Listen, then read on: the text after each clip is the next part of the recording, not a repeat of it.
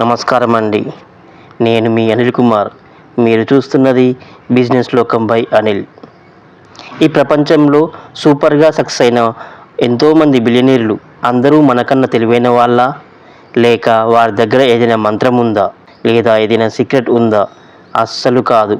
వారి దగ్గర ఉన్నది కేవలం ఒక ప్రత్యేకమైన మైండ్ సెట్ మాత్రమే.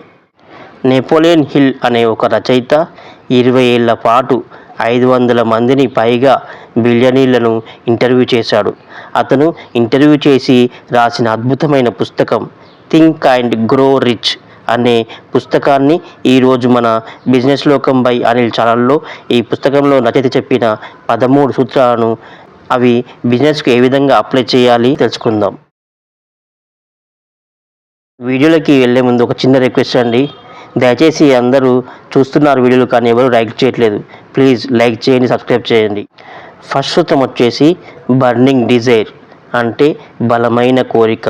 బలమైన కోరిక ఉండాలి మనకు కేవలం డబ్బు సంపాదించాలి అనే ఆలోచన ఉంటే సరిపోదు.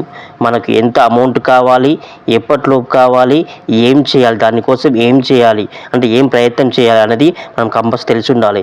ఎందుకంటే ఈ 3 మనకు తెలిసి ఉంటేనే మనము ముందుకెళ్ళొచ్చు. కాబట్టి కంపల్సరీ ఈ 3 విషయాలు మనము ఒక డైరీలో కానీ లేక ఒక బుక్లో కానీ రాసి పెట్టుకొని డైలీ వాటిని చూస్తూ ఉండాలి. ఇలా రాసి పెట్టడం వల్ల ఈ రాసుకునే విధానం అనేది మన బిజినెస్ గోల్కి మొదటి మెట్టుగా ఉపయోగపడుతుంది.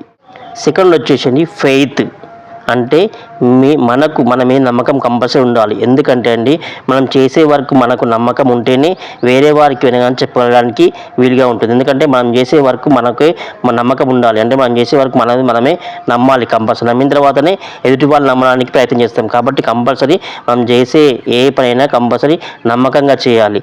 ఎందుకంటే మనము దీనికోసం మనం ఏం చేయాలంటే డైలీ అద్దం ముందు నిలబడి మనము చెప్పుకుంటుండాలి. మన సబ్కాన్షియస్ మైండ్కు చెప్పుకుంటుండాలి. ఓకే, నేను ఇది చేయాలి, ఇది సాధించాలి అని చెప్తే అప్పుడు మనకు ఆ సబ్కాన్షియస్ మైండ్ కూడా అలవాటైపోతుంది. మనము అద్దం ముందు నిలబడి ఇలా అనుకోవాలి, డైలీ నేను చేయగలను, నేను గెలుస్తాను, నేను రిచ్ అవుతాను అని ఒక వర్డ్స్ మనం అనుకున్నట్లయితే అది డైలీ ఒక ప్రాక్టీస్ లాగా చేస్తే మన మైండ్ సబ్కాన్షియస్ మైండ్కి డిఫాల్ట్గా ఎప్పుడు వెళ్ళిపోతుంది. కాబట్టి డైలీ ఒక ప్రాక్టీస్ లాగా చేస్తే బాగుంటుంది. థర్డ్ వచ్చేసి ఆటో సజెషన్, అంటే మన మైండ్తో మనమే మాట్లాడుకోగలగాలి, సెల్ఫ్ టాకింగ్ చేసుకోవాలి. ప్రతిరోజు కాన్ఫిడెంట్గా ఉన్నాను, నేను బిజినెస్ చేయగలను అని మనం చెప్పుకోవాలి. మన రియాలిటీ కూడా అలాగే మారుతుంది. నేను బలహీనుడిని, నాకేం రాదు అని అనుకోకూడదు. ఎప్పుడూ కూడా మనం పాజిటివ్ ఆలోచనలతోనే ఉంచుకోవాలి మన మైండ్ని. ఎందుకంటే పెద్దవారు అన్నారు కదా, యద్భావం తద్భవతి అని. మనం ఏ విధంగా ఆలోచిస్తామో అదే విధంగా మనకు వస్తుంది. కాబట్టి రచయిత కూడా అదే విధంగా చెప్పారు. మనం ఏ విధంగా అయితే ఆలోచిస్తామో అదే మనకు వస్తుంది. కాబట్టి కంపల్సరీ మనము పాజిటివ్ ఆలోచనలే చేయాలి. ఫోర్త్ వచ్చేసి స్పెషలైజ్డ్ నాలెడ్జ్, ప్రత్యేక జ్ఞానం. ధనవంతులు కానీ లేకపోతే సక్సెస్ అయిన వాళ్ళు కానీ అన్ని రంగాల్లో అన్ని విషయాలు వారికి తెలియకపోవచ్చు. కానీ వారు మాత్రం ఎంచుకున్న రంగంలో మాత్రం సంబంధించిన విషయంపై మాత్రం మాస్టర్ అయి ఉంటారు. ఎందుకంటే వాళ్ళు అందులో పర్ఫెక్ట్ డీప్గా తెలుసుకుంటారు. ఎందుకంటే కామన్గా ఎగ్జాంపుల్ చెప్తున్నానండి, నిఖిల్ కామత్ గారు, జిరోదా ఓనర్ గారు, అతను ట్రేడింగ్లో పర్ఫెక్ట్, అంటే ఎప్పుడు కూడా ఆయన పట్టు సాధించారు ట్రేడింగ్లో. అంటే అతనికి ఇష్టమైన పనిని పర్ఫెక్ట్ ఎంచుకున్నారు. అదేవిధంగా విరాట్ కోహ్లీ క్రికెట్ స్ట్రాటజీలో స్పెషలైజ్డ్ అయినట్టు ఈ విధంగా మనం కంపల్సరీగా ఎవరైతే ఈ సక్సెస్ అయిన వాళ్ళు ఉంటారు కదా, వారు ఒక రంగంలో వారికి తెలిసిన రంగంలో ప్రావీణ్యులే ఉంటారు.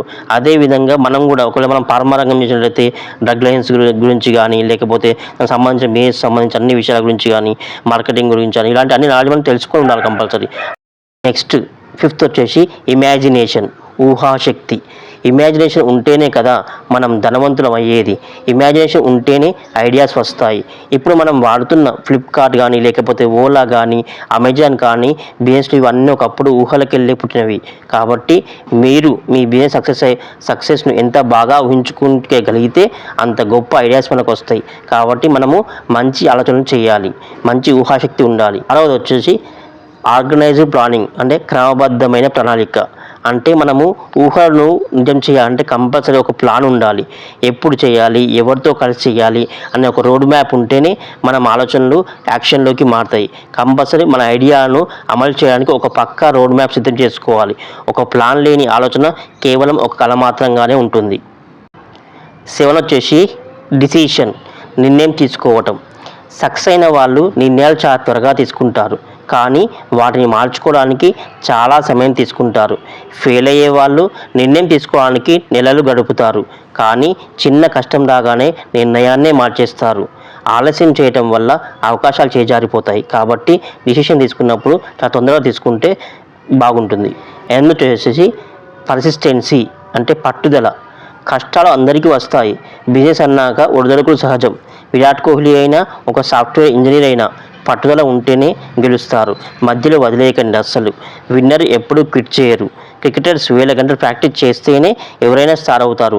అదేవిధంగా ఎప్పుడు కూడా మనం ఎప్పుడు ప్రాక్టీస్ చేస్తూనే ఉండాలి. ఓటమి ఎవరు ఎదురైనా కానీ పట్టు వదలకుండా కంపల్సరీ పట్టు అసలుకి వదలకూడదు. పట్టుదల ఉండాలి కంపల్సరీ.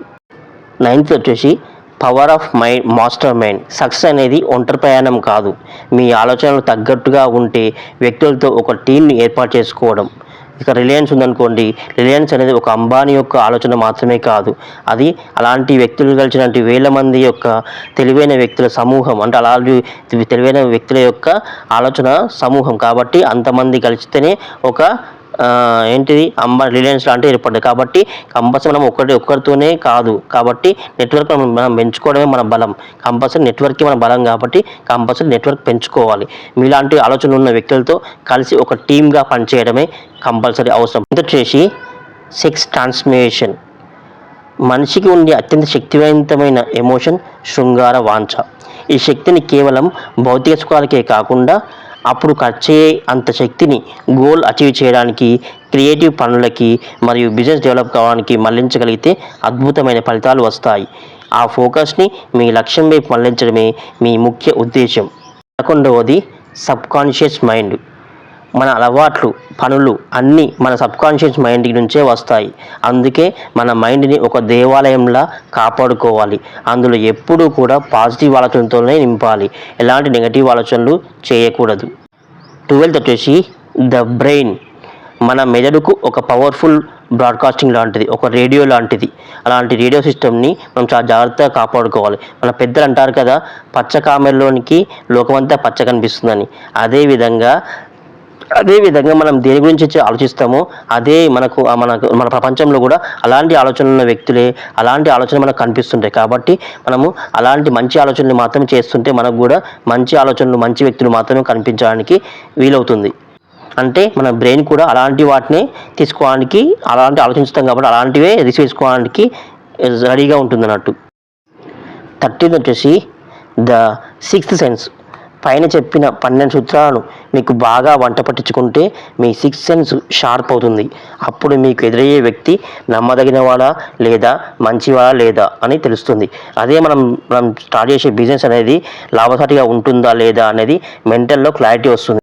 చూశారుగా ఫ్రెండ్స్, ఇలాంటి ఇన్ఫర్మేషన్ మీకు నచ్చినట్లయితే మా ఛానల్ని సబ్స్క్రైబ్ చేసుకోండి, వీడియోని లైక్ చేయండి.